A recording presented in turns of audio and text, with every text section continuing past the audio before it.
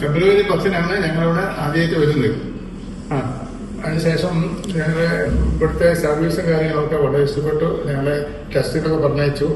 ടെസ്റ്റുകൾ പറഞ്ഞതിന് ശേഷം ഫെബ്രുവരി 14-ന് സർജറി ചെയ്യണമെന്ന് തീരുമാനിച്ചു. അതിന്റെ അടിസ്ഥാനത്തിൽ സർജറി കഴിഞ്ഞു.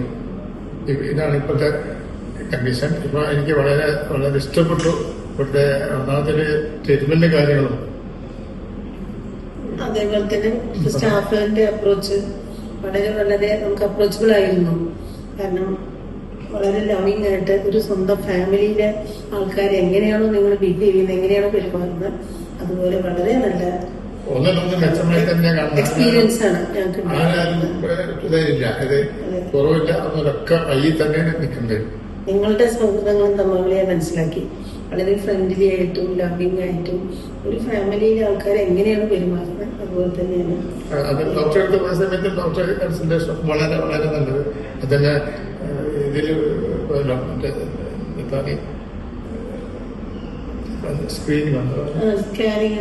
സ്കാനിങ്ങിന് ആകിയ സമയത്ത് അവരെ പെരുമാറ്റവും കാര്യങ്ങളൊക്കെ വളരെ ഇഷ്ടപ്പെട്ടു. ഞാനാണ് പേഷ്യന്റ്, എനിക്കെല്ലാം വളരെ അറിയുന്നത്.